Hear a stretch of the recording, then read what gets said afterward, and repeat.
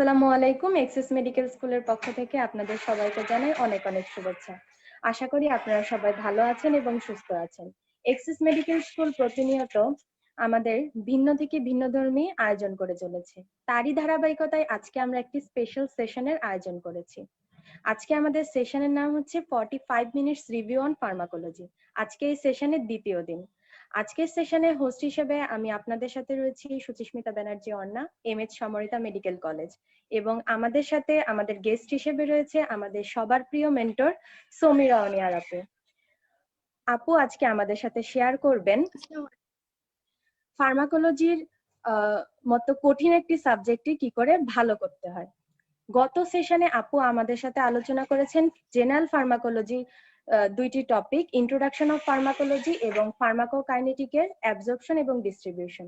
তো আজকে আমরা আপুর সাথে বাকি টপিকগুলো আলোচনা করার চেষ্টা করব। তাহলে আমরা দেরি না করে সরাসরি আপুর কাছে চলে যাই। আসসালামু আলাইকুম আপু, কেমন আছেন? ওয়ালাইকুম আসসালাম, আমি ভালো আছি। তুমি কেমন আছো? আপু আমি ভালো আছি। তো আমরা আজকে আপু আমাদের সেশনে চলে যাই। আজকে আপু জি আপু। আচ্ছা, তাহলে আজকে হচ্ছে গতকালকে তো আমরা জেনারেল ফার্মাকোলজি একটু শুরু করছি আর ফার্মাকোকাইনেটিক্স এও একটু শুরু করছি, যেমন অ্যাবজর্পশন আর ডিস্ট্রিবিউশন আমরা মোটামুটি শেষ করছি, তাই না? জি আপু। আচ্ছা আচ্ছা, তাহলে আমি আগাতে চাচ্ছি। আর তার আগে একটু আমি, যেমন গতকালকে অনেকজন মানে জিজ্ঞেস করতেছিলেন, যেমন বায়ো অ্যাভেলেবিলিটি আর বায়োইকুইভ্যালেন্স, অনেকজন ওর দুইটার মধ্যে কনফিউজ হয়ে যায় আর একটু বুঝতে চাচ্ছিলেন। তো গতকালকে আমি বলছি, তাও একটু আরো ক্লিয়ার হয়ে আমি একটু ওখানে অ্যাড করতে চাই, যেটা বায়ো ইকুইভ্যালেন্স। এটা অত ফ্রিকোয়েন্টলি জিজ্ঞেস করা হয় না, কিন্তু অনেক সময় তা জিজ্ঞেস করতেও পারে। যদি তুমি অনেক ভালো পারো তাহলে ভাইবাতে ভালো নাম্বার দেওয়ার জন্য এটা জিজ্ঞেস করতেও পারে। তো বায়ো ইকুইভ্যালেন্স ইকুইভ্যালেন্স যেটা আছে, এটা বুঝতে গিয়ে অনেক জন প্রবলেম হচ্ছে। তো এটা কিভাবে তোমরা মনে রাখতে পারবা, যেমন বায়ো অ্যান্ড ইকুইভ্যালেন্স। তো বায়ো মানে বায়ো অ্যাভেলেবিলিটি, যেটা তোমরা পড়ে আসছো। বায়ো অ্যাভেলেবিলিটি মানে তোমরা কতটুকু ড্রাগ খাচ্ছ। সাপোজ তোমরা 500 mg মাপা খাইছো, তারপরে যদি শুধু 300 mg তোমাদের শরীরের মতো অ্যাবজর্ব হয়ে যায়, ওটা কাজ করে, তো ওটাই হচ্ছে বায়ো অ্যাভেলেবিলিটি। বাকি 200 গ্রাম তো এক্সক্রিশন হয়ে চলে যাবে, ওটাই বায়ো অ্যাভেলেবিলিটি। আর বায়ো ইকুইভ্যালেন্ট মানে কি হচ্ছে, বায়ো অ্যাভেলেবিলিটির মতোই একটা জিনিস, কিন্তু এখানে ইকুইভ্যালেন্ট ওয়ার্ডটা একটু এক্সট্রা আছে। এটা মানে হচ্ছে, যেমন ইকুইভ্যালেন্ট মানে হচ্ছে ইকুয়াল, যেমন তোমাদের SSC is equivalent to class 10, class 10 বলে এসএসসি বলে একই জিনিস, তাই না? ঠিক সেই রকম এখানেও আমরা দুইটা ড্রাগকে কম্পেয়ার করি। যদি কোনো দুইটা ড্রাগকে বায়ো অ্যাভেলেবিলিটি সেম থাকে, ইকুয়াল থাকে, সমান থাকে, দেন ওটাইকে আমরা বলবো বায়ো ইকুইভ্যালেন্স। ওই প্রপার্টিকেই আমরা বলবো bio availability, bio equivalence, sorry. So this is nothing, যদি কোনো দুইটা ড্রাগে বায়ো ইকুইভ্যালেন্সটা একই থাকে, সিমিলার থাকে, সেম থাকে, ওটাকেই আমরা বলবো বায়ো ইকুইভ্যালেন্স। তো হোপফুলি এটা বলার পরে আরো ক্লিয়ার হয়েছে তোমাদের। তো দেন আমরা আজকে আগাতে চাচ্ছি। তো আজকে আমরা শুরু করব বায়ো ট্রান্সফরমেশন আর মেটাবলিজম অফ ড্রাগস নিয়ে। This is very important topic. এটা ডেফিনেশনসও ধরা হয়, রিটেনেও আছে, আবার ভাইভাতেও আছে। এটা কিছুই না, এটা হচ্ছে alteration of drug in order to excrete it from the body. মানে এটা মেইন উদ্দেশ্যই হচ্ছে আমাদের ড্রাগ যেটা আছে আমাদের বডিকে, ওটাকে বাইরে ফেলতে হবে। কেন কি, ড্রাগ তো একটা কেমিক্যাল জিনিস, কেন ফেলতে হবে? এটা তো একটা কাজ করার পরে আবার তো বডিতে থাকলে তো এটা টক্সিসিটি করতে পারে, তো এই জন্য এটাকে ফিজিওলজিক্যাল ভাবে ফেলতে হবে। তো এটাই কাজ হচ্ছে, এটাই মেটাবলিজম অফ ড্রাগকে, এটাই বলা হয় বায়ো ট্রান্সফরমেশন অফ ড্রাগ। তো এখানে তোমরা ডেফিনেশন পড়বা, যেটা বলেই ফেলছি। আর সাইড অনেক অনেক ইম্পর্টেন্ট। সবচেয়ে কমন সাইট হচ্ছে লিভারটা, যেখানে অলমোস্ট 99% অফ ড্রাগ মেটাবলাইজ হয়। তো এই জন্য হয়তো তোমরা ফার্স্ট এর দিকে তোমরা ফিজিওলজিতে লিভারের ফাংশনে একটু পড়ছিলা, ডিটক্সিফাইং ফাংশন অফ লিভার। ওই সময় হয়তো তোমরা বুঝতে পারো না ওটা কি জিনিস। তো এখন এখন যদি তোমরা কোরিলেট করো তাহলে বুঝতে পারবা, ওটা মানে হচ্ছে টক্সিক সাবস্টেন্স। ড্রাগ গুলাও একটা টক্সিক সাবস্টেন্স, ওদেরকে ডিটক্সিফাই মানে টক্সিক হিসাবে রাখা যাবে না বডিতে, এই জন্য ডিটক্সিফাই করতে হবে, মেটাবলাইজ করতে হবে, এটাই কাজ করে লিভার। এই জন্য তোমরা পরে মেডিসিনেও পড়বা যখন লিভার ডিজিজ থাকে, সিরোসিস, হেপাটাইটিস, এগুলা এগুলো যখন থাকে তোমরা ড্রাগস দিতে পারবে না, মানে বেশিরভাগে ড্রাগস দিতে পারবে না, কিন্তু কি দিলেও ডোজ একটু কমাইতে একটু ভালোভাবে মনিটর করে দিতে হবে। তো এই জিনিস একটু মাথায় রাখলে তোমরা পরবর্তীতে যখন পড়বা বুঝতে পারবা। আর কাউন্টার কোয়েশ্চেন একটু করতেও পারে যদি তোমরা অনেক ভালো পারবা, দেন দেন ভাইবাতে এরকম ধরতেও পারে আচ্ছা কেন হয়, যদি তো তাহলে যদি লিভারের সমস্যা থাকে তো আমরা কি দিতে পারবো। তো এরকম অনেকে ম্যাক্সিমাম ড্রাগই তো লিভারে মেটাবলাইজ হচ্ছে, তাই না? তো এই জিনিসটা একটু মাথায় রাখলে হবে। দেন বাকিটা একটু আদার সাইডস গুলা পরে দেখে ফেলবা। দেন হচ্ছে ফ্যাক্টরস কি কি আছে বায়ো ট্রান্সফরমেশন কে এফেক্ট করা। অনেকগুলো ফ্যাক্টর আছে আর সোজাই আছে, যেমন ম্যাক্সিমাম পার্সোনাল ফ্যাক্টর গুলো যেটা বেশি আছে। তো এর মধ্যে একটা এজ এজ অনেক ইম্পর্টেন্ট, আলাদা করাও ভাই মানে রিটার্নে অনেক সময় আছে, যেমন এজ কিভাবে বায়ো ট্রান্সফরমেশন কে এফেক্ট করবে। তো এটা একটু ভালোভাবে দেখে নিবা। একটু আমি এখানে বলতে চাই, এই যে যেমন হচ্ছে যারা একটু ইনফ্যান্টদের আদারওয়াইজ মানে ছোট বাচ্চাদের, এদের হচ্ছে গ্লুকুরোনাইডেশন কম হয়। ওটা কি জিনিস আমরা একটু পরবর্তীতে পড়বা।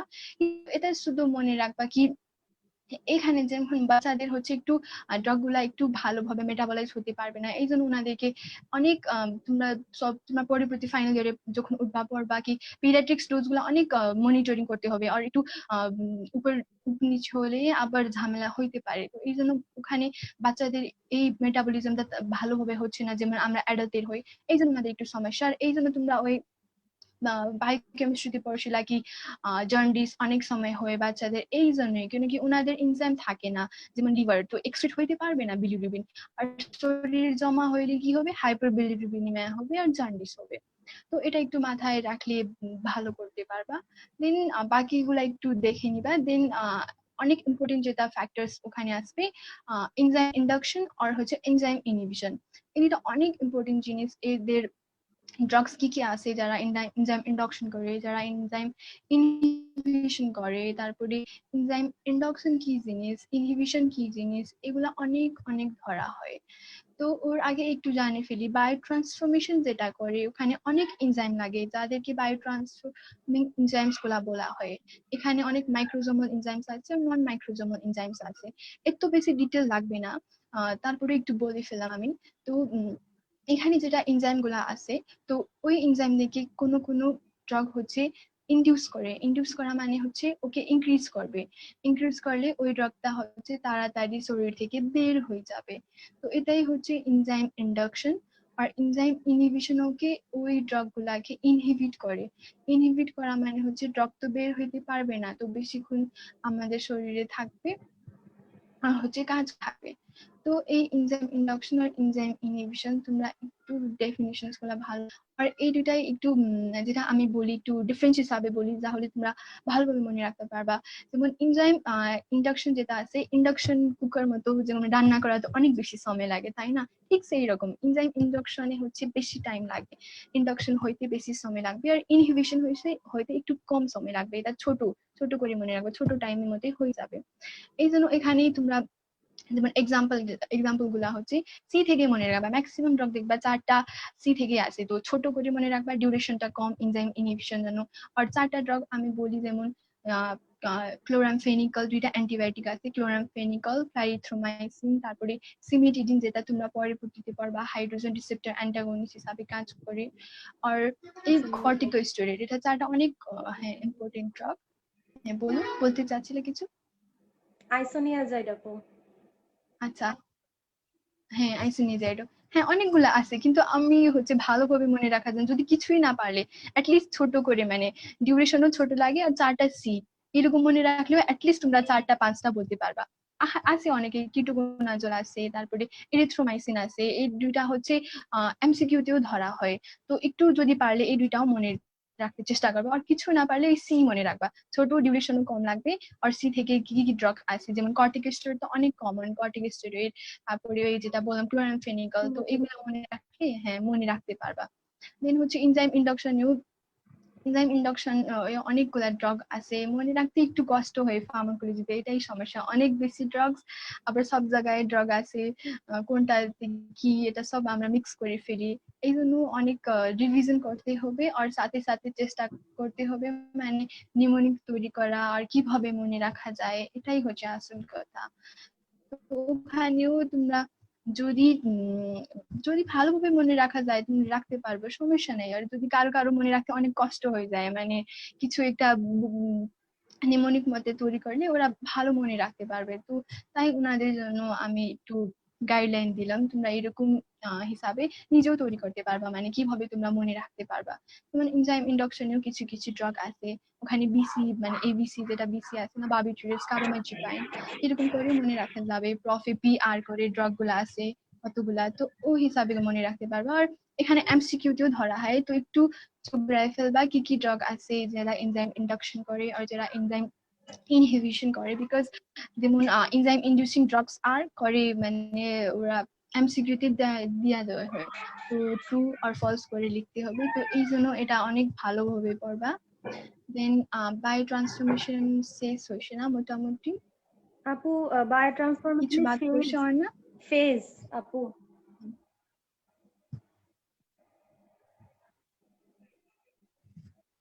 শেষ, আচ্ছা। তাহলে হ্যাঁ, ওখানে আছে ইন্টারহেপাটিক সার্কুলেশন, চলে আসে, ঘুরে ফেলায় আর বুঝে না। তো আমি একটু সহজ ভাষায় আমি একটু বুঝে চেষ্টা করবো আজকে। ইন্টারহেপাটিক ভাগ করে, ইন্টারহেপাটিক মানে তো আগে আমরা পড়ছি ইন্টেরিয়র রুট অফ মানে সামথিং রিলেটেড টু ইন্টেস্টাইন, মানে এখানে ইন্টেস্টাইনে কিছু একটা রোল আছে। আর হেপাটিক, হেপাটিক মানে লিভার, লিভারেও একটা রোল আছে। এটা তো আমরা বুঝে ফেলাম কি এখানে দুইটা অর্গানে অনেক রোল আছে, যেমন ইন্টেস্টাইন আর লিভার। ও আচ্ছা, এটা আগে আমি একটু ভুলে গেলাম, ফেজেস অফ বায়ো ট্রান্সফরমেশন, ওটা বুঝতে হবে, না হলে এটা বুঝতে একটু সমস্যা হয়ে যাবে। ফেজেস অফ বায়ো ট্রান্সফরমেশনে আমি, হ্যাঁ ওটা একটু বাদ পড়ে গেল। ফেজ 1 আছে আর ফেজ 2 আছে, এটা জিজ্ঞেস করা হয় কি কি আছে ফেজেস অফ বায়ো ট্রান্সফরমেশন, কি কি হচ্ছে যেটা জিজ্ঞেস করা হয় আর ভাইভাতেও জিজ্ঞেস করা হয়, ওটা হচ্ছে ফেজ 2। ফেজ 1 ও একটু ধরে কখন কখন, ভেরি রেয়ারলি। তো ফেজ 1 যেটা হচ্ছে এটা একটা ক্যাটাবলিক প্রসেস, আর ফেজ 2 হচ্ছে অ্যানাবলিক প্রসেস। ক্যাটাবলিক মানে এখানে ধ্বংস হবে ম্যাক্সিমামে জিনিসগুলা, এখানে অক্সিডেশন, রিডক্সন, হাইড্রোলাইসিস, এই তিনটাই বেশি স্টেপ আছে। কিন্তু এটা একটু অ্যাটলিস্ট স্টেপ গুলা মনে রাখতে পারলে একটু রাখো, মানে অত বেশি ধরে না, যদিও তাও ধরে তাহলে অ্যাটলিস্ট এতটুকু তোমরা লিখতে পারবা কি ইট is a catabolic in nature. Then there are 3 steps in phase 1, that is oxidation, reduction and hydrolysis. At least এতটুকু লিখলে তোমরা at least কিছুটা নম্বর হইলো পাবে। আর যদি ভালো আরো করতে চাও তাহলে কি কি হবে মানে ফেজ 1 পরে। তো আমরা আগে যেটা অ্যাবজর্পশন আর ডিস্ট্রিবিউশনে পড়ছি কি যত বেশি লিপিড সলিবল হয় জিনিসটা, আমি আগেই বলছি কি সেল লিপিড বাইলিয়ার, তো ভালো অবজর্পশন হবে, ড্রাগ ভালো কাজ করবে।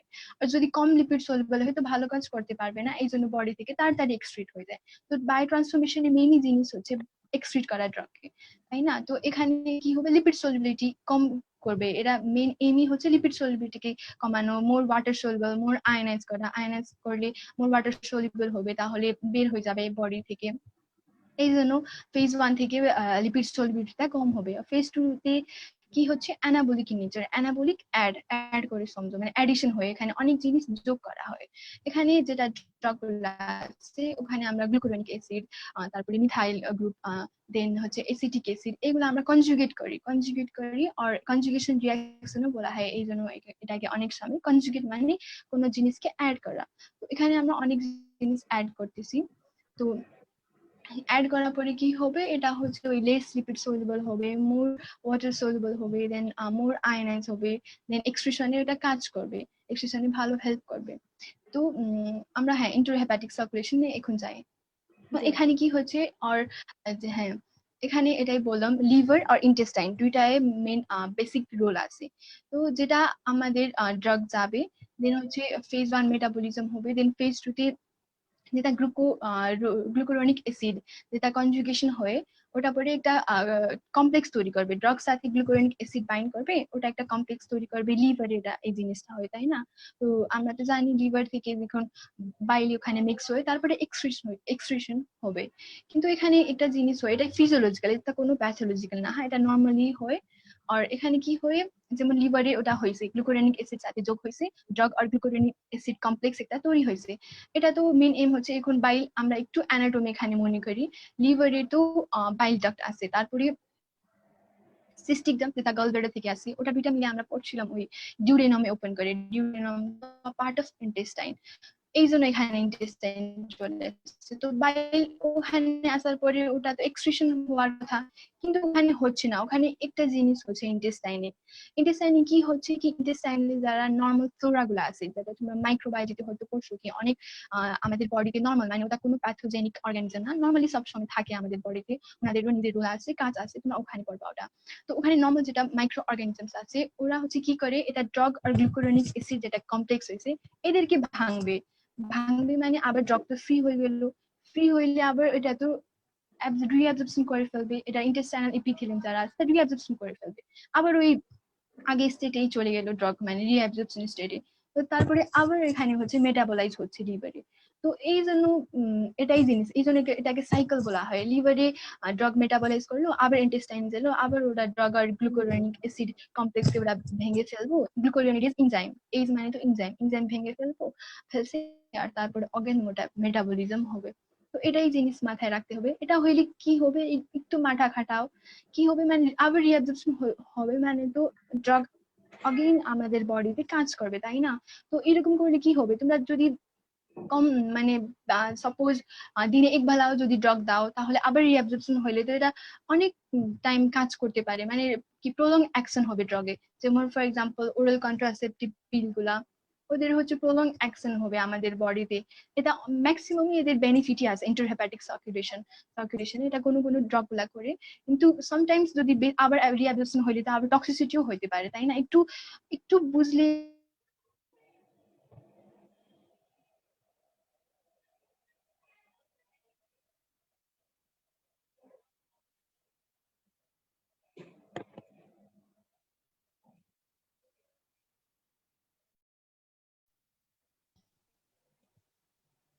Hello, hello. এখন কি শোনা যায়? জি প্রবলেম আপু, হয়েছিল না? শোনা যাচ্ছে আপু। আচ্ছা আচ্ছা আচ্ছা, আমরা করতেছিলাম, হ্যাঁ সেটাই বললাম কি, বাট ইম্পর্টেন্ট। কখন কখন ডিসঅ্যাডভান্টেজও করতে পারবে এটা। হ্যাঁ ইম্পর্টেন্ট, সেটাই। তো কখন এটা ডিসঅ্যাডভান্টেজও করতে পারবে, মানে বেশি আবার রিঅ্যাকশন হলে টক্সিসিটিও করতে পারবে, তাই না? তো এই দুই তিনটা জিনিস মনে রাখলে অনেক হয়ে যাবে। এটা শর্ট নোট হিসাবে আসলে আমি তো বলেই ফেললাম, শর্ট নোট আসলে প্রথমে ডেফিনিশন লিখবা এটা কি জিনিস, তারপরে যে একটু এখানে মেকানিজম অ্যারো হিসাবে আমি বলছি, লিড কমপ্লেক্স তৈরি করবেন হচ্ছে বাইল থেকে ইন্টেস্টাইন চলে যাবে, দেন ওখানে আবার গ্লুকুরোনাইডেজ এনজাইম হচ্ছে ওকে ভাঙবে, আবার ফ্রি ডগ হবে, ফ্রি ডগ আবার রিঅ্যাবজর্পশন হবে, দেন अगेन মেটাবলিজম। এই সাইকেলটাকে বলা হয় ইন্টারহেপাটিক সার্কুলেশন। এই করলে তারপরে কিছু সিগনিফিকেন্স গুলা লিখে দিবা, মানে যেটা বলছি ওসিটি গুলা অনেক প্রলং অ্যাকশন হয়, কি কি ড্রাগ হয়, দুটি তারপরে এক্সাম্পল লিখে ভালো নম্বর উঠবে। দেন হচ্ছে ইন্টারহেপাটিক সার্কুলেশন বলছি। দেন আমরা চলে আসি এক্সক্রিশন, তাই না? এক্সক্রিশন কি, এক্সক্রিশন ডেফিনিশন করতে হবে অনেক সোজা, elimination of drug from the body, eliminate করা। আলটিমেটলি এই বায়ো ট্রান্সফরমেশনেও তো গোল এক্সক্রিশন করা। তো এটা পড়তে হবে ডেফিনিশন। দেন হচ্ছে সাইট কি কি আছে, যেমন ওখানে পড়লাম liver is the most common site of biotransformation, এখানে হবে kidney is the most common site for excretion, kidney থেকে ম্যাক্সিমাম ড্রাগ গুলা এক্সক্রিট হয়ে আমরা ইউরিন মাধ্যমে চলে যাই। দেন এখানে একটু শর্ট নোট আর ডিসকাশন হিসাবে চলে আসতে পারবে কি কিডনিতে কি কি ভাবে মানে প্রসেস কি অফ ড্রাগ এক্সক্রিশন। তো এখানে যেমন আমরা ফিজিওলজিতে পড়ছিলাম glomerular filtration, tubular reabsorption, tubular secretion, এই জিনিসগুলাই একটু ওরকমই, কিন্তু একটু ডিফারেন্ট, মানে যেমন glomerular reabsorption plus tubular secretion minus tubular reabsorption, এটাই হচ্ছে ড্রাগ এক্সক্রিশন। এটা প্লাস মাইনাস মনে রাখতে হবে না, বুঝে পড়তে হবে। যেমন টিউবুলার সিক্রেশন মানে তো ওখান থেকে সেক্রেট হচ্ছে, সেক্রেট হওয়ার পরে তো অবভিয়াসলি ইউরিন দিয়ে যাবে, তাই না? হ্যাঁ, তো যদি রিঅ্যাবজর্পশন হবে তা আবার বডিতে চলে যাবে, ওটা কি এক্সক্রিশন হবে? হচ্ছে না, এই জন্য আমরা রিঅ্যাবজর্পশন কে মাইনাস করছি, আমরা মানে ওটাকে বাদ দিতে হবে যার যে ড্রাগ গুলার রিঅ্যাবজর্পশন হয়েছে। ওখানে অনেক ফ্যাক্টরস গুলো আছে, মানে কি কি ফ্যাক্টর ইনফ্লুয়েন্স করতে পারে, ওটা একটু দেখে নিবা। দেন হচ্ছে আর কি বাদ দিছি, এক্সপ্রেশন শেষ না, অন্য কি টপিক আমি বাদ দিছি আর না? আপু এখানে একটা কোশ্চেন দেখেছি আমরা, ডিউতে আসছে খুবই রিসেন্টলি, যে আচ্ছা, হাউ হ্যাঁ অল্টারেশন বলো। Of the urinary pH modify drug excretion. ও আচ্ছা, হ্যাঁ, এটা অনেক ফ্রিকোয়েন্টলি আস্ক করছে এই কোয়েশ্চেন, আর অনেক একটা ভালো কোয়েশ্চেন। এটা হচ্ছে পিএইচ থেকে পিএইচ সাথে রিলেশন আছে, প্রথমে ওটা একটু ডিসকাস করি।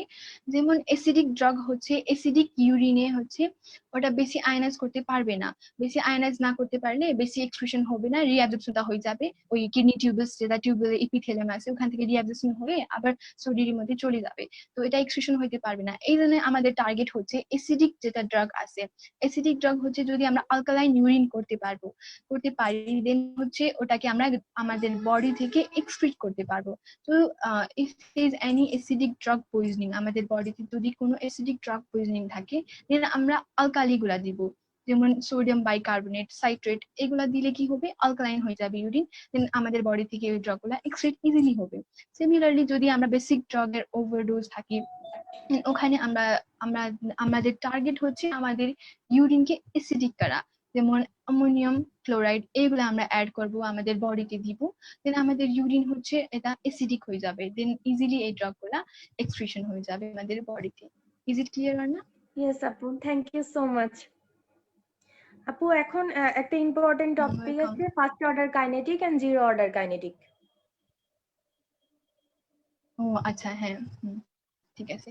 এর আগে আমি একটু হাফ লাইফটা বলি। হাফ লাইফটা অনেক সোজা জিনিস, তোমরা এটা সবাই ইজিলি মনে করতে পারবে। হাফ অর লাইফ মানে ড্রাগের হাফ হইতে আইদার কনসেন্ট্রেশন অর এফেক্টে কতক্ষণ লাগবে, আর কনসেন্ট্রেশন হাফ কতক্ষণে হয়ে যাবে, এটাই হচ্ছে হাফ লাইফ। এটা অনেক ধরে প্লাজমা হাফ লাইফ কি, তো এটা তোমরা দেখে নিবে, এটা সোজা একটা জিনিস।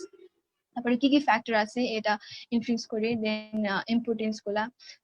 ইম্পর্টেন্সও তোমরা একটু কনসেপ্ট নিলে না, মানে জিনিসগুলা না একটু ভালো মনে থাকি আর পরীক্ষাতে ভালো করতে পারবা। যেমন হাফ লাইফ মানে কি, ড্রাগের কনসেন্ট্রেশন হাফ হচ্ছে, যেমন আমি আমি কোনো ড্রাগ খাচ্ছি, যদি ওর কনসেন্ট্রেশন 1 ঘন্টার মধ্যেই যদি কম হয়ে যায়, তারপরে তো এর এফেক্ট তো তাড়াতাড়ি শেষ হয়ে যাবে, তা আমাকে আবার বিকালে হয়তো আরেকটা খাওয়া লাগতে পারে, তাই না? তো যত কম হাফ লাইফ হবে, ড্রাগ ফ্রিকোয়েন্সি অফ ইনটেক আর ডোজ তত বেশি হয়ে যাবে, তুমি যদি তাড়াতাড়ি দিনে হয়তো 2টা ট্যাবলেট নিতে হইতে পারে। Then but if like half life is maximum, then body তো আস্তে ড্রাগ তো আস্তে আস্তে আমাদের বডিতে মানে কনসেন্ট্রেশন কম হচ্ছে, তো বেশি প্রলং অ্যাকশন করবে, তো আমাদেরকে অত ফ্রিকোয়েন্টলি খাইতে লাগবে না, তো হয়তো আমরা একটা ট্যাবলেট খাইলেই চলবে দিনে এক বেলা। সো এইরকম করে মানে একটু সিগনিফিকেন্সটা পড়বা, এটাই বেশি ধরে, মানে হাফ লাইফ কম হইলে কি হয় আর বেশি হইলে কি হয়, ফ্রিকোয়েন্সির উপরে কি এফেক্ট আছে, এটাই। দেন আমরা যাই হচ্ছে জিরো অর্ডার কাইনেটিক আর ফার্স্ট অর্ডার কাইনেটিক। এটা অনেক অনেক ভেরি ভেরি ইম্পর্টেন্ট একটা টপিক।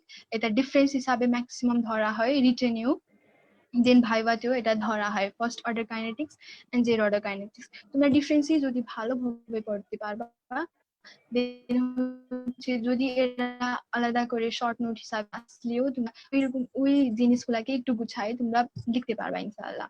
দেন এখানে আমি একটু টিপস দিতে চাই, তোমরা কিভাবে মনে রাখা যায়, এটা ডিটেলসলি বুঝলে অনেক অনেক জিনিস আছে এখানে, কনসেপ্ট একটু ভালো মানে অনেক ডিপে যাইতে হবে, কিন্তু আমরা তো প্রফ হিসাবে একটু চেষ্টা করতেছি ভালো মনে রাখা, মানে প্রফে রিটার্নে কিভাবে ভালো করা যায়, তাই না? তো এখানে আমি যেমন জিরো অর্ডার কাইনেটিক্স আর ফার্স্ট অর্ডার কাইনেটিক্স কিভাবে মনে রাখা যায়, অনেকগুলা পয়েন্ট আছে, তার পাঁচটা অ্যাটলিস্ট 4টা 5টা লিখলে ভালো নাম্বার উঠবে মানে রিটেনে। So first order kinetics, first F আছে তো ফ্র্যাকশন, তো এখানে কি হবে, constant fraction of the drug eliminate হবে আমাদের বডি থেকে per unit of time. F দিয়ে ফার্স্ট অর্ডার কাইনেটিক, এফ দিয়ে ফ্র্যাকশন, এটা করে মনে রাখবা। দেন ওখানে হচ্ছে জিরো অর্ডার কাইনেটিক্স, এখানে ফ্র্যাকশন বলেই ফেললাম, দেন ওখানে হবে constant amount of drug eliminated per unit of time, ওটা হচ্ছে জিরো অর্ডার কাইনেটিক্স। এটা গেল।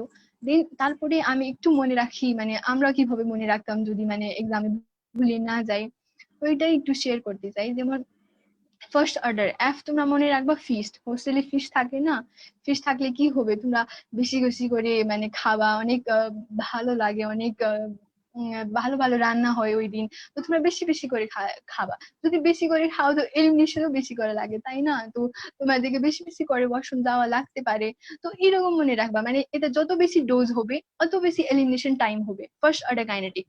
তো এখানে যত বেশি ড্রাগের কনসেন্ট্রেশন, এখানে তো আমরা ড্রাগকে আবার কোরিলেট করতে হবে, ড্রাগের কনসেন্ট্রেশন সাথে প্রপোর্শনেট হবে এলিমিনেশন টাইমটা। আর একটু পেটু কি হবে, মানে গরম ফিল হবে, একটু একদম ফুলনেস মতো হয়ে কি হয় না, মানে যখন আমরা ফিস্ট গুলাতে খাই অনেক অয়েলি স্পাইসি থাকে, ঠিক সেই রকম এখানেও হাই রিয়াকশন রেট হয়ে থাকে। যদি আমরা হাই ডোজে নিই কোনো জিনিসকে, ড্রাগেও সেই রকম এখানে হাই রিয়াকশন রেট হবে, এন্ড হচ্ছে যদি লোর কনসেন্ট্রেশনে নেওয়া হয় তাহলে লো রিয়াকশন রেট হবে। কিন্তু এখানে তো mainly basically this are the ways of elimination of drug, তাই না? তো এই জন্য আমরা প্রথমে এলিমিনেশন টাইমকে গুছাই ফেলাম। দেন এখানে বুঝছো হোপফুলি যত বেশি ডোজ হবে তত বেশি এলিমিনেশন টাইম হবে। তো ঠিক সেই উল্টা zero order kinetics. Zero order kinetics মানে বাসায় খাবারগুলা, বাসায় খাবারগুলা তো একটু একটু বেশি খাইলে কি প্রবলেম করে? হয় না। যেমন আমরা রেগুলারলি যেটা একটা বাউল হ্যাবিট আছে ওরকম মেনটেন হয়, মানে প্রপোর্শনেট থাকে না এখানে ড্রাগের কনসেন্ট্রেশন থেকে, মানে elimination time is non proportionate. আর যদি ডোজ বেড়ে যাবে এরকম এখানে হয় না। আর রিয়াকশন রেটও কনস্ট্যান্টই থাকে মোটামুটি। তো এরকম তোমরা মনে রাখতে পারবা। আর যেটা প্লাজমা হাফ লাইফ, ফিস্টেই কথা করি, first order kinetics first. First তো কি এক মাসে একটা এরকম একটা ওর রুটিন থাকে না, এরকম তো নাকি তোমরা ডেইলি পাবা, না হলে তোমরা বললেই পাবা, একটা ওর রুটিন থাকে, টাইমলি আসবে, সাপোজ এক মাসে একবার আসবে। তো সেম ঠিক এরকম এখানে কনস্ট্যান্ট হাফ লাইফ হবে ফার্স্ট অর্ডার কাইনেটিক্সে। ওখানে কোনো ভেরিয়েবল হবে না ইউজুয়ালি। যেমন যাদের হোস্টেলে যেমন রুটিন থাকে মাসে একবার দেওয়া হয়, না হলে মাসে দুইবার। তো ঠিক সেই রকম একটা রুটিন থাকে, ফার্স্ট অর্ডার কাইনেটিক্স একই রকম। ফার্স্ট প্লাজমা হাফ লাইফ এখানে কনস্ট্যান্ট থাকবে। কিন্তু জিরো অর্ডার কাইনেটিক্স বাসায় কি হয়, কখন কারো দাদা খালা বোন আসলে আমরা দাওয়াত দিই, তাহলে আমরা নিজে ইচ্ছা হয় একটু ভালো রান্না করা যায়। এখানে তো ভ্যারিয়েবল থাকে হাফ লাইফ গুলা, ওর টাইমিংটা আমরা ডিপেন্ড করে নাকি আমরা সপ্তাহে একবারই খাবো, না হলে মাসে একবারই। তো এরকম করে তোমরা মনে রাখলে হোপফুলি তোমরা ভালোভাবে মনে রাখতে পারবে, কিন্তু এটা অনেক কনফিউজিং জিনিস। এই জন্য এখানে প্লাজমা হাফ লাইফ কি হবে, প্লাজমা হাফ লাইফ ভেরিয়েবল হবে। তো আমরা আমি একবার আবার বলি, first order kinetics, zero order kinetics. First অর্ডারে কি হবে, constant fraction of drug elimination হবে পার ইউনিট অফ টাইম। আর জিরো অর্ডার কাইনেটিক্স কি হবে, constant amount of drug eliminated per unit of time. Fraction কেমনে মনে রাখবো, এফ থেকে, ফার্স্ট অর্ডার কাইনেটিক ফ্র্যাকশন। আর তারপরে এলিমিনেশন টাইম কি বললাম, যত বেশি খাবো ফিস্টে অত বেশি আমাদেরকে এলিমিনেট করা লাগবে, রেট অফ এলিমিনেশন বেশি হবে। দেন হচ্ছে রিঅ্যাকশন টাইমও বেশি হবে, হায়ার কনসেন্ট্রেশন। আর জিরো অর্ডারই ঠিক উল্টা, ওখানে প্রপোর্শনাল থাকে না, কনসেন্ট্রেশন সাথে নো প্রপোর্শন। প্রপোর্শন মানে কি, যত বেশি ডোজ বেরবে তত বেশি এক্সক্রিশন টাইম আর এলিমিনেশন টাইম এটা থাকবে না, ওটাই জিনিস। দেন প্লাজমা হাফ লাইফ, এটা বললাম যেমন মান্থলি হয় ফিস্ট গুলা, এখানেও ঠিক সেরকম প্লাজমা হাফ লাইফ এখানে কনস্ট্যান্ট থাকবে, একই থাকবে। কিন্তু বাট যেটা জিরো অর্ডার কাইনেটিক্সে তো ভ্যারিয়েবল থাকবে। বাসাইতে তো আমরা যখন আমরা চাইলে রান্না করতে পারি। দেন এক্সাম্পলেও যেমন ফিস্টে ম্যাক্সিমাম আমরা হোস্টেলে যারা শুনি আচ্ছা আজকে ফিস্ট আছে, তো আমরা ম্যাক্সিমাম যাই তাই না খাইতে। যারা ক্যান্টিনে খায় না ওরাও যাইতে চায়, আচ্ছা আজকে তো ফিস্ট আছে চলো যাই। ঠিক সেই রকম ফার্স্ট অর্ডার কাইনেটিক্স ম্যাক্সিমাম, হ্যাঁ সেটাই, ম্যাক্সিমাম ড্রাগ গুলা এটা ফলো করবে। সেম ওইটাই মনে রাখলে অনেকগুলা পয়েন্ট তোমরা কভার আপ করতে পারবা। ম্যাক্সিমাম ড্রাগই হচ্ছে ফার্স্ট অর্ডার কাইনেটিক্স কে ফলো করা হয়, এটা অনেক ইম্পর্টেন্ট জিনিস। দেন এখানে হচ্ছে কি যে অর্ডার কাইনেটিক্স কিছু কিছু ড্রাগ আছে, ওখানে তোমরা একটা নিমোনিক যেটা আমরা আমরা পড়ছিলাম ওরকম হিসাবে WATT ওয়াট করে, power of unit of power is watt করে পড়তাম না সায়েন্সে ইন্টারে। তো ওটাই ওয়াট মনে রাখবা, ওয়ারফারিন, থিওফাইলিন, তারপর টোলবিউটামাইড কি আছে না, ওই ওয়াট হিসাবে পড়বা, ঠিক সেই রকম হবে। অ্যাসপিরিন একটু ঝামেলা হয়ে যায়, মানে হাই ডোজ কোনটাতে আর লো ডোজ কোনটাতে। তো যেটা আমি বলছি ফার্স্ট অর্ডার কাইনেটিক্সে তো ম্যাক্সিমাম ড্রাগ এটাকে ফলো করে, ম্যাক্সিমাম ড্রাগ। তো যেটা কমনলি আমরা অ্যাসপিরিন, তো লো ডোজ অ্যাসপিরিন কমন না, ওটা তোমরা অ্যান্টিপ্ল্যাটিডেটও প্ল্যাটিডেট চ্যাপ্টারে ওখানে পড়বা। লো ডোজ অ্যাসপিরিনে অনেক কাজ আছে। হাই ডোজ অ্যাসপিরিন কখন শুনছো, ও তো কমন না, ওটা শোনা হয় নাই, ও তো ইউজও হয় নাই। তো এটাই মনে রাখবে। ফার্স্ট অর্ডারে যেটা ম্যাক্সিমাম ড্রাগ আছে, তো এখানে লো ডোজ অ্যাসপিরিন ঢুকাই দিবা, কিন্তু এটা কমন ড্রাগ যেহেতু ম্যাক্সিমাম ড্রাগে এটা ফলো করতেছে, লো ডোজে একটা কমন লো ডোজ অ্যাসপিরিন এখানে হবে, এই জন্য হাই ডোজ অ্যাসপিরিন হচ্ছে এখানে মানে জিরো অর্ডার কাইনেটিক্স হবে। তো ক্লিয়ারলি বুঝতে পারছো কি? ইয়েস আপু, ক্লিয়ারলি বুঝছো? থ্যাংক ইউ সো মাচ আপু, অনেক সুন্দরভাবে বুঝছি। আচ্ছা আপু এখানে আচ্ছা, আমার হোপফুলি একটা তোমরা কোশ্চেন মানে আছে। ভালো বুঝতে পারছো। আপু এখানে আমার একটা কোশ্চেন আছে যে প্রায় সময় ভাইভাতে ধরে স্টেডি স্টেট কনসেন্ট্রেশন, এটা যদি একটু বুঝাই দিতেন। আচ্ছা, স্টেডি স্টেট কনসেন্ট্রেশন এখানে হচ্ছে এক্সক্রিশন সাথে সম্পর্ক। যেমন আমরা ড্রাগ খাই, এটা প্রত্যেক ড্রাগে হচ্ছে এটা নির্দিষ্ট একটা এলিমিনেশন রেট থাকবে। কিন্তু কখন কি হয়, আমরা যদি ড্রাগ বেশি বেশি করে ফ্রিকোয়েন্টলি করে মানে খাওয়া হয় ড্রাগ, তারপরে কি হবে, এক পর্যায়ে চলে আসবে কি আমরা যখন যেটা এক্সক্রিশন রেট আর ডোজ এই সাথে হচ্ছে পুরো সেম হয়ে যাবে, মানে স্টেডি স্টেট, মানে স্টেডি মানে কি স্থির অবস্থায়, কনস্ট্যান্ট অবস্থায়, মানে ড্রাগের এলিমিনেশন রেট আর তারপরে হচ্ছে যেটা ড্রাগ এর অ্যামাউন্ট গুলা, যত অ্যামাউন্ট আমরা খাচ্ছি ওটাই অ্যামাউন্ট হচ্ছে কতটাই আমাদের বডি থেকে এলিমিনেট হচ্ছে, এটাই হচ্ছে স্টেডি রেট। আর এটা হ্যাঁ, এটা একবার মনে হয় ডিউটি জিজ্ঞেস করা হয়েছে, যেমন প্লাজমা হাফ লাইফ থেকে এটা কি সম্পর্ক স্টেডি স্টেটে, তো এটা আমি একটু অ্যাড করে দিই, এটা অনেক সোজা মনে রাখতে। এটা রিলেশন হচ্ছে প্লাজমা হাফ লাইফ থেকে মানে 4 গুণা আর 5 টাইমস, 4 টাইমস আর 5 টাইমস হচ্ছে স্টেডি স্টেট থাকে। ফর এক্সাম্পল আমি দিই, যেমন সাপোজ না পাই যেটা সবচেয়ে কমন ড্রাগ, তো যদি না পাই হাফ লাইফ হয়ে 4 আওয়ার্স, দেন এর স্টেডি স্টেট কত হবে, এটা যদি তুমি ভাবো 4 টাইমস আর 5 টাইমস মানে 4 × 4 আর 5 করো, মানে 16 আর 20 আওয়ার্স, তাই না? এইরকম করে মানে ম্যাক্সিমাম উইদিন 24 আওয়ার্স উপরে যদি আমরা এই একই ড্রাগকে আমরা ফ্রিকোয়েন্টলি ডোজ হিসাবে দিই, তো এটা হচ্ছে স্টেডি স্টেটে চলে যাবে। এটাই হচ্ছে স্টেডি স্টেট। তো এরকম এক্সাম্পল যদি চলে আসে রিটার্নে, তো এরকম একটা এক্সাম্পল দিলে তোমরা এক্সপ্লেন করতে পারবা, মানে ইনশাআল্লাহ ভালো নম্বর পাবে, ফুল নম্বর উঠবে। বুঝতে পারছো? জি আপু। আপু থ্যাংক ইউ সো আচ্ছা মাচ। তাহলে আমাদের মনে হয় এখন ফার্মাকোকাইনেটিক শেষ হয়ে গেছে, আমরা কি এখন ফার্মাকোডাইনামিক স্টার্ট করতে পারবো? হ্যাঁ, ফার্মাকোডাইনামিক্স শেষ করছি না, জি মোটামুটি আপু। সব ক্লিয়ার। মোটামুটি আমার এখন মনে হয় সবকিছুই ফার্মাকোডাইনামিক্স কভার শুরু হয়ে করি, গেছে তাই আপু। না?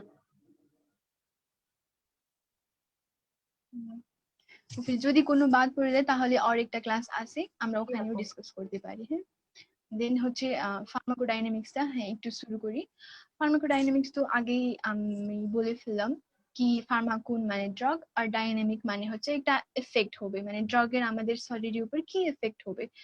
ড্রাগ আমি খাইছি তো অবশ্যই কিছু কাজ তো করতে হবে, আমরা মাথা ব্যথা হইলে, জ্বর আসলে আমরা ড্রাগ খাই, তো এদেরকে তো কিছু কাজ তো করতে হবে, কাজ করার জন্যই তো আমরা খাইছি, এমনি তো খাওয়া হয় নাই। এটাই হচ্ছে ফার্মাকোডাইনামিক্স, আমাদের body যেটা biochemical and physiological effect করবে of drug on our body along with their mechanism of action, মানে কিভাবে কাজ করবে, মেকানিজমটা কি ওর অ্যাকশনে, এটাই হচ্ছে ফার্মাকোডাইনামিক্স। দেন এখানে ওই ডেফিনিশন পড়বা। দেন এখানে অনেক ফ্রিকোয়েন্টলি অ্যান্ড ভেরি ইম্পর্টেন্ট একটা জিনিস জিজ্ঞেস করা হয়, যেমন টার্গেট প্রোটিন কি কি আছে।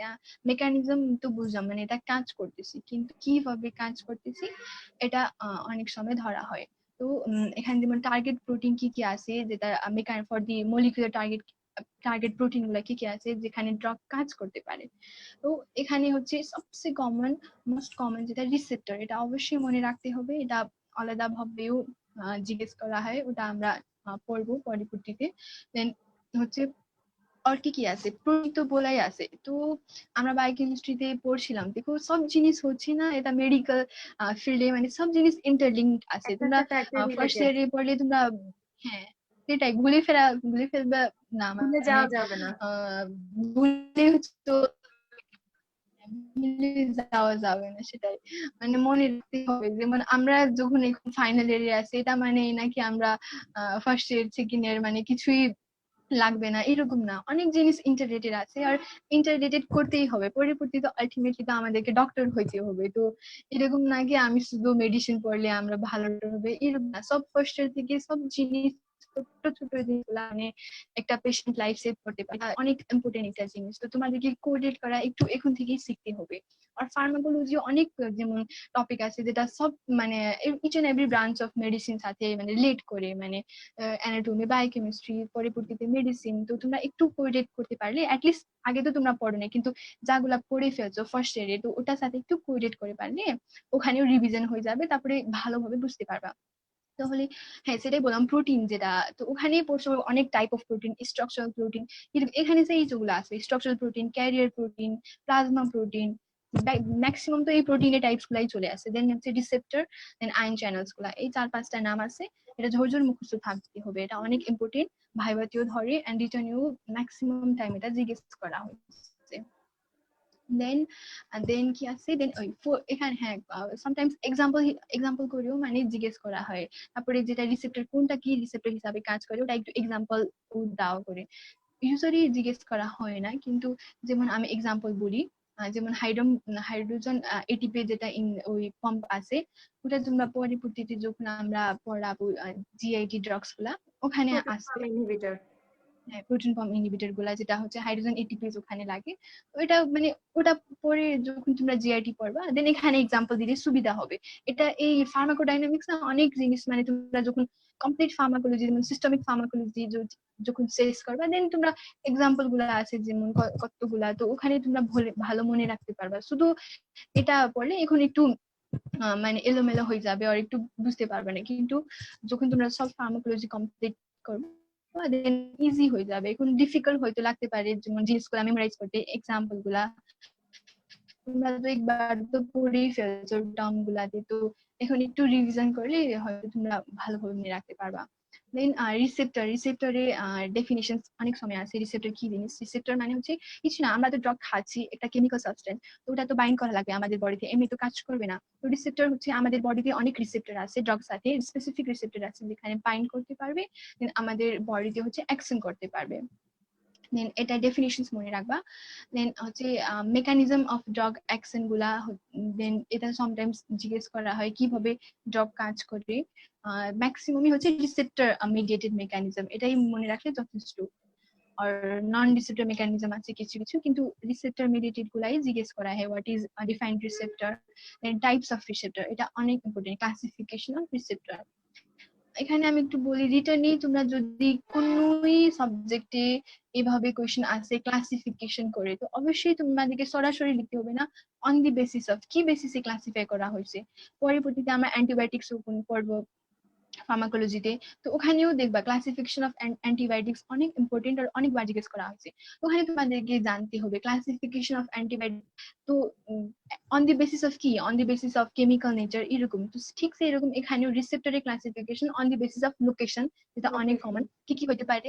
সেলে দেখছি সেলে সেল মেমব্রেনে হতে পারে, না হলে সাইটোপ্লাজম, না হলে নিউক্লিয়াস।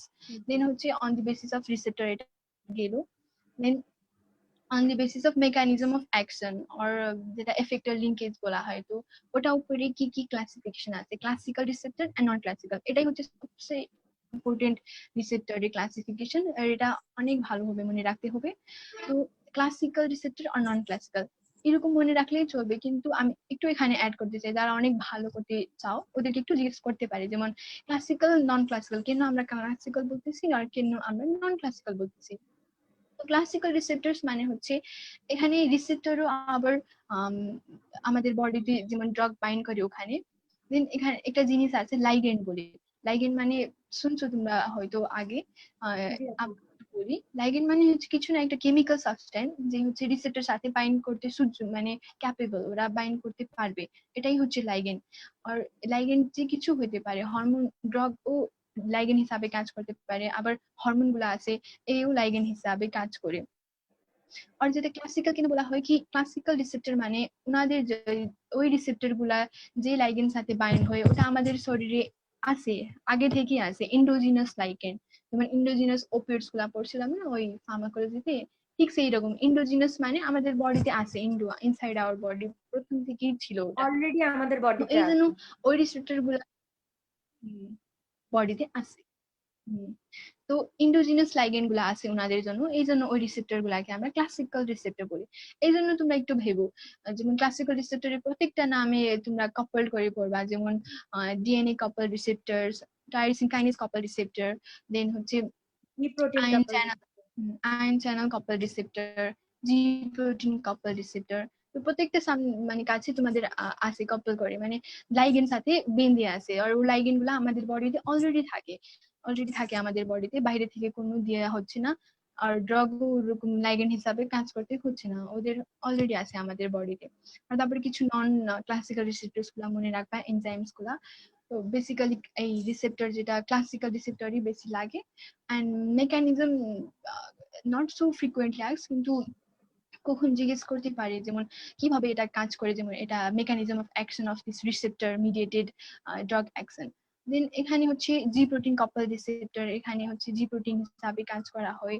দেন আয়ন চ্যানেল কাপল রিসেপ্টর, এখানে আয়নকে ওপেন করা হয়, না হলে ক্লোজ করবে, ওপেনিং অফ আয়ন চ্যানেল হবে, না হলে ক্লোজার অফ আয়ন চ্যানেলস হবে।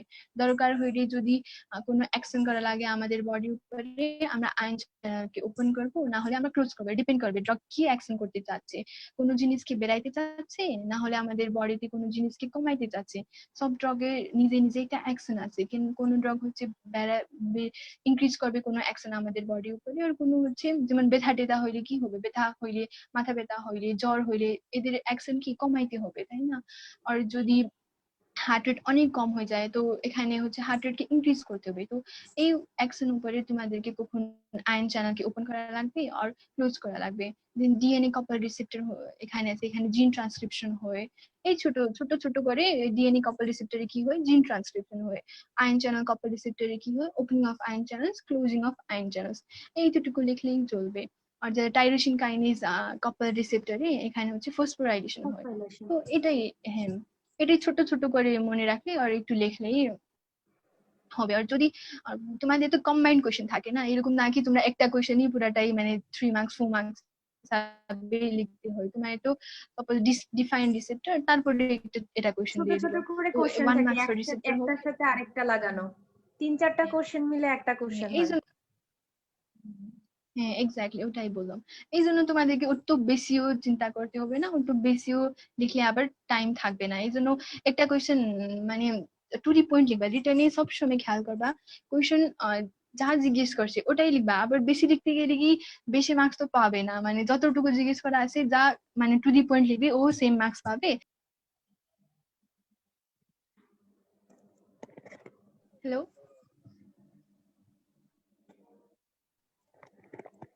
Hello, so sorry for the interruption, একটু নেটওয়ার্ক ঝামেলা করতেছে আজকে। এখন কি ক্লিয়ার শোনা যায়? ইয়েস আপু, শোনা যায়। কোথায় ছিলাম আমি ভুলে গেলাম। আপু, আমরা রিসেপ্টর নিয়ে কথা বলতেছিলাম।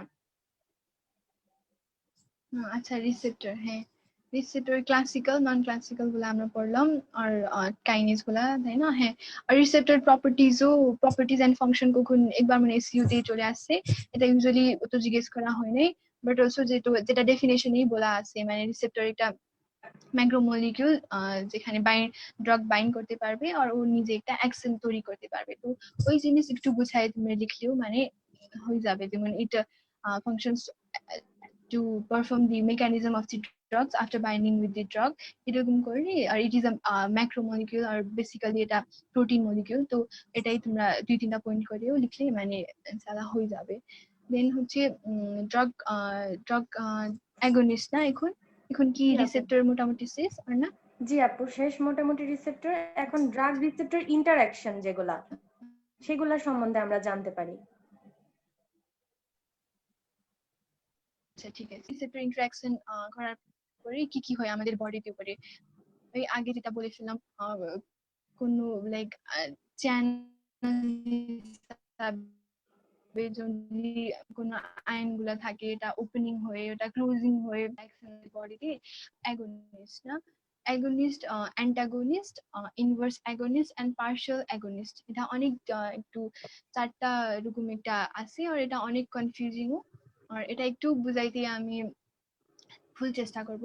যেটা অ্যাগনিস্ট হচ্ছে, অ্যাগনিস্ট আমরা তো আগেই পড়লাম, রিসেপ্টর হচ্ছে ড্রাগ সাথে বাইন্ড করবে, তাই না? তো আমি একটু এক্সাম্পল নিয়ে বুঝাইতে চাইছি। সাপোজ হচ্ছে আমার এটা হার্ট, সাপোজ রিসেপ্টর, রিসেপ্টর তো আমাদের বডিতে আছে, তাই না? সাপোজ এটা কোনো একটা ড্রাগ, তো এই ড্রাগ হচ্ছে এই রিসেপ্টর সাথে বাইন্ড করছে, এটা বাইন্ড করছে, ঠিক আছে? তো এটা তো আমি একটা কলম নিলাম, তো কলমের কাজ কি লেখা না, তো আমি এটা লিখতেছি, ভালোভাবে লিখতেছি, এটাই হচ্ছে সাপোজ এর ফাংশন। সিমিলারলি ড্রাগেও যা কাজ থাকে ওটা যদি রিসেপ্টর সাথে বাইন্ড করা পরে ওটা যদি করতে পারবে, then that is agonist. Clear, তাই না? Then Yes, then after then antagonist কি হচ্ছে, এটা এটা একটা ড্রাগ রিসেপ্টর সাথে কাজ করার পরে এটা কাজ করতেছে, কিন্তু এটা আরেকটা ড্রাগ, হ্যাঁ, ওটা হচ্ছে রিসেপ্টর সাথে অলরেডি বাইন্ড করে ফেলছে, আর আবার এটা কেউ বাইন্ড করতে দিচ্ছে না, মানে এর অ্যাকশনও করতে দিচ্ছে না, আর ও নিজেও কোনো অ্যাকশন করতেছে না। এটাই হচ্ছে অ্যান্টাগনিস্ট, ওই রিসেপ্টর সাথে বাইন্ড করবে আর ও হচ্ছে অ্যাগনিস্টকে কাজ করতে দিবে না, এই জন্য অ্যান্টা অ্যান্টা মানে অ্যান্টি বলা হয় না, অ্যান্টাগনিস্ট হিসাবে ওটাকে ধরা হয়েছে। দেন পার্শাল অ্যাগনিস্ট আরেকটা জিনিস আছে। আরেকটা সাপোজ একটা একটা ড্রাগ আছে, ও বাইন্ডও করছে আর কিছুটা হলে লিখতে পারছে, ভালোটা লিখতে পারে নাই, যেমন অ্যাগনিস্ট মতে পুরাপুরি মানে ক্লিয়ারলি লিখতে পারে নাই, কিন্তু কিছুটা হলে লিখতে পারছে, কিছুটা হলে কাজ করতে পারছে, পার্শাল আদা। তো অ্যাগনিস্ট মানে রিসেপ্টর সাথে বাইন্ড করছে, আর যেটা ড্রাগ রিসেপ্টর মেকানিজম যেটা তৈরি হয়, ওটা তো আমাদের বডিতে কিছু অ্যাকশন করা লাগে, দেন যদি ওটা করতে পারলে ওটা হচ্ছে অ্যাগনিস্ট, ফুললি করতে পারে। যদি কিছু হাফলি কিছু কিছু অ্যাকশন করতে পারে, যে then that will be partial against.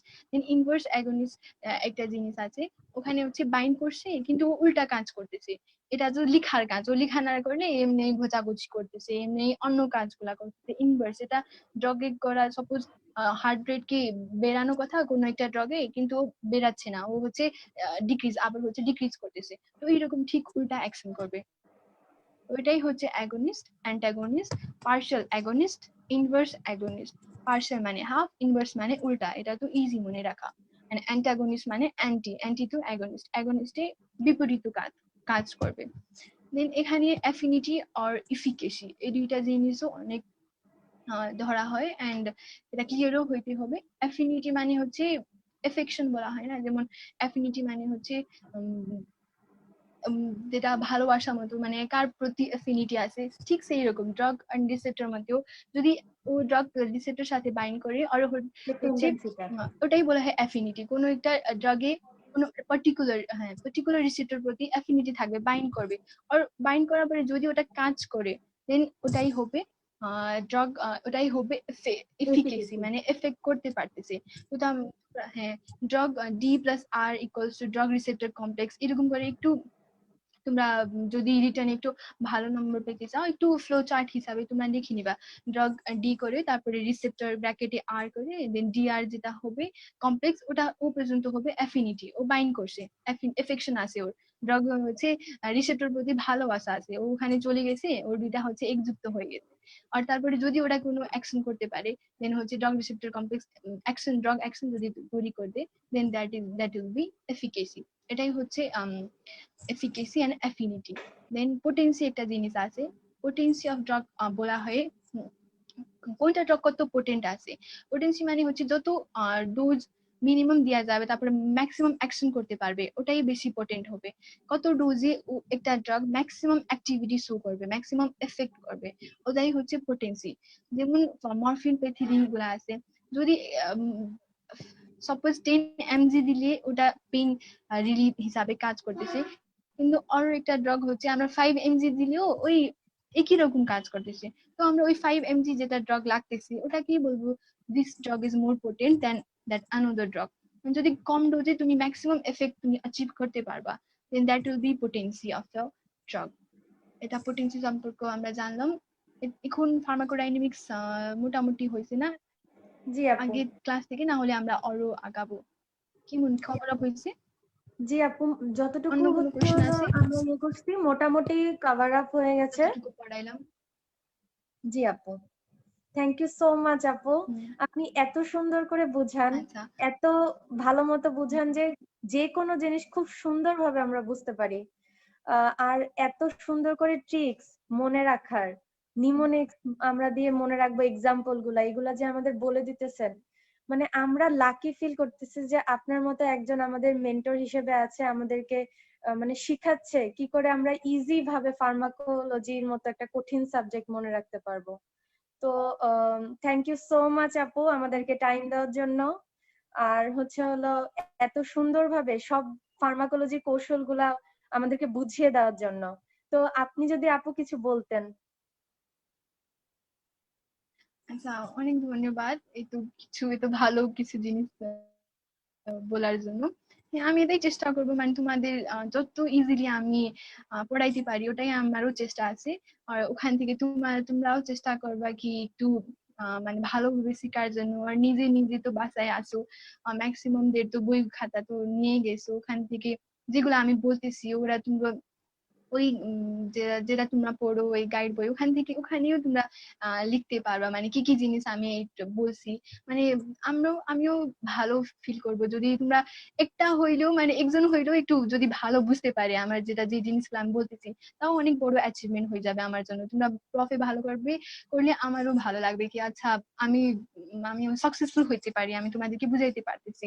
এটাই আমার মানে বেসিক্যালি এম হয়েছে। তো আমারও ভালো লাগতেছে তোমাদেরকে গাইড করা। হোপফুলি তোমরা প্রফ ইনশাআল্লাহ ভালোভাবে দিবা যদি হয়ে থাকে তাড়াতাড়ি। তাহলে অল দি বেস্ট। তোমরা পড়াশোনা করবা অ্যাটলিস্ট একটু হইলেও ডেইলি করে পড়বা। এখন অনেক গ্যাপ হয়ে গেছে। আর আমি তো আগেই বললাম ফার্মাকোলজি একটা এরকম জিনিস তোমাদেরকে রিভিশন রিভিশন অনেক পড়তে হবে। আর রিভিশন ইজ আ মাস্ট। মানে ডেফিনেশনস গুলাও আমি বলছি একটা খাতায় নোট করে ফেলবা। পারলে হচ্ছে কোথায় টাঙাবা, ডেইলি অ্যাটলিস্ট 5 মিনিট করে ওখানে দেখবা। এরকম করলে জিনিসগুলা মনে থাকে। তো এই জন্য তোমরা চেষ্টা করবা। আর একটু আমি এখানে বলতে চাই যেমন ভাইবা ভাইবা ভাইবা দিয়ে আমি অনেকগুলা টিপস দিছি।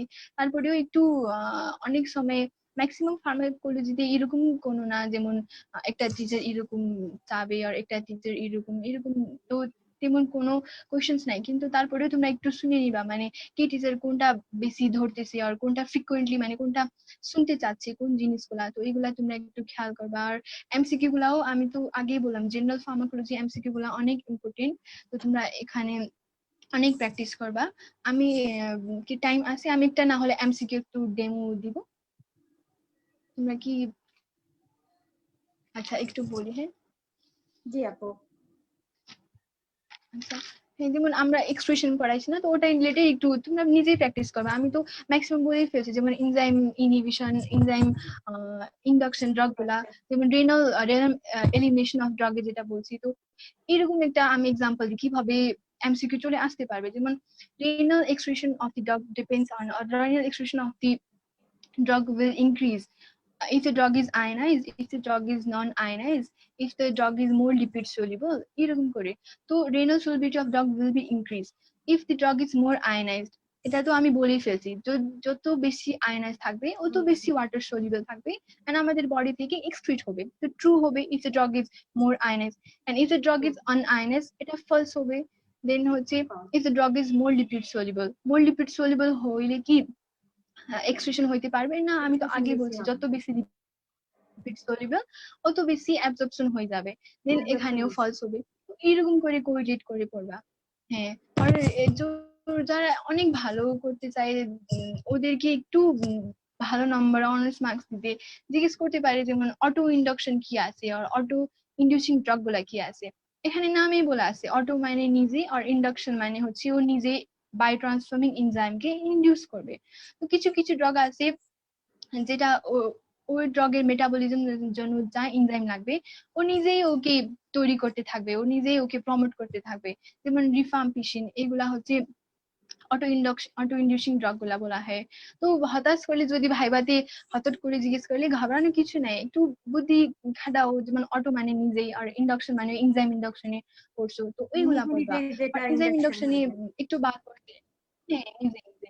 আর এনজাইম ইন্ডাকশনে একটু মনে হয় আমি একটু মিস করছি যেমন সিগনিফিকেন্স অফ এনজাইম ইন্ডাকশন।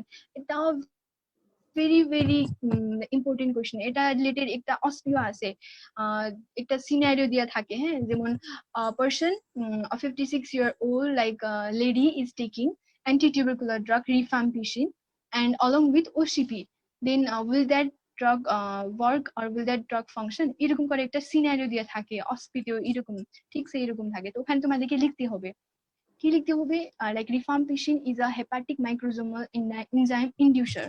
না হলে এত বেশি না লিখতে পারলে এতটুকুই লিখবা এনজাইম কি inducer. Rifampicin is a enzyme inducing drug, enzyme inducing drug. আর যদি অনেক ভালো অস্পিতেও অনেক ভালো লিখলে ভালো নম্বর উঠতে পারবে। তো ওটা ওরকম লিখতে চাইলে এরকম লিখবা rifampicin is a hepatic microsomal enzyme inducing drug. না হলে শুধু এনজাইম ইন্ডিউসিং ড্রাগ বললেও চলবে। That's why it will cause the excretion of the OCP মানে ওসিপি কেও কি করবে বাই এক্সপ্রেস করবে। ট্রান্সফরমেশন করবে, মেটাবলাইজ করবে আর আমাদের বডি থেকে তাড়াতাড়ি এক্সক্রিট করবে। হ্যাঁ। তো আমাদের বডিতে না থাকলে কি আর কোনো কাজ করতে পারবে? পারবে না। তো এই জন্য ওটা হচ্ছে ফেইলিওর অফ ফেইলিয়ার হবে, কন্ট্রাসেপশন। Failure of therapy. এটাই হচ্ছে ওই ফেল অফ থেরাপিটা অনেক ইম্পর্টেন্ট। ফেল অফ কন্ট্রাসেপশন হবে। তো এই জিনিস অনেক ভালো মনে রাখবা। আর আছে টলারেন্সও আছে, টলারেন্সও অনেক ইম্পর্টেন্ট। টলারেন্স মানে তুমি খাচ্ছ কোনো ড্রাগ, খাইতেছো খাইতেছো এক পর্যায়ে তোমার বডিও ওকে মানে অ্যাডজাস্ট করে ফেলবে। মানে যেমন এটা বেসিক্যালি অ্যালকোহল ক্ষেত্রে অনেক এটা ইউজ হয়। আমরা তো বেসিক্যালি অব্রোডে অ্যালকোহল অনেক ফ্রিকোয়েন্টলি খাওয়া হয়, প্রথমে একটু খাইলে ঘুম আসতো, না হলে সাইড এফেক্ট হইতো, কিন্তু ওরা প্রত্যেকদিন খাচ্ছে খাচ্ছে এরকম করে বডিও ওই হিসাবে মডিফাই হয়ে যাচ্ছে, ওরা টলারেট করতে পারতেছে। কিন্তু এটাই হচ্ছে এই জন্য পরবর্তীতে কিছু সাইড এফেক্ট করার জন্য বেশি ডোজ লাগতেছে। অনেকগুলা ড্রাগও এরকম আছে, তুমি যদি খাও এই ওটাই বললাম অটো ইনডিউসিং ড্রাগ গুলা যারা আছে, রিফাম্পিশনও আমি খাচ্ছি, কিন্তু ও যে নিজেই এনজাইমকে ও নিজেই নিজেকে মেটাবলাইজ করতেছে আর তাড়াতাড়ি আমাদের বডি থেকে এক্সক্রিট হচ্ছে। তো এই জন্য আমাদেরকে ওটা বেশি ডোজ দেওয়া লাগতেছে, কিন্তু কেউ টোলারেট করতেছে। আমরা যত ড্রাগ দিচ্ছি ও আমার বডি টয়লেট করতে পারতেছি, কাজ করতে পারতেছি না, এই জন্য আমরা ওখানে ডোজটাকে ইনক্রিজ করতে হবে। তো এই দুইটা জিনিসগুলো একটু মনে রাখবা। তারপরে আছে কিছু কিছু এই টক্সিসিটি করতে পারবে যদি বেশিক্ষণ থাকলে, তো এটাও একটু সাইড এফেক্ট হিসাবে মনে রাখবা এনজাইম ইনডিউসিং এ। তো সিগনিফিকেন্স অনেক ভালোভাবে পারবা, স্পেশালি রিফাম্পিশন আর ওসিপি যেটা রিলেশন আছে, এটা অস্পিটিও থাকে এন্ড ভাইভাতে অনেক ফ্রিকোয়েন্টলি ধরা হয়। আর যেটা আমি সিনারিও বলেই দিলাম, এরকম করে একটা সিনারিও আসবে অস্পিতে, ওখানে অনেক গুছাই লিখলে মানে ওখানে ভালো নম্বর উঠবে। দেন এইগুলা একটু ভালোভাবে পড়বা। থ্যাংক ইউ সো মাচ আপু, অনেক অনেক থ্যাংক ইউ। তো ওয়েলকাম। দর্শক, আজকে আমাদের সেশনটি এটুকু পর্যন্তই ছিল।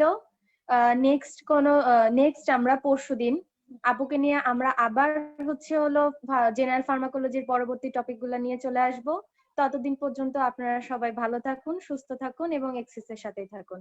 আসসালামু আলাইকুম, শুভরাত্রি।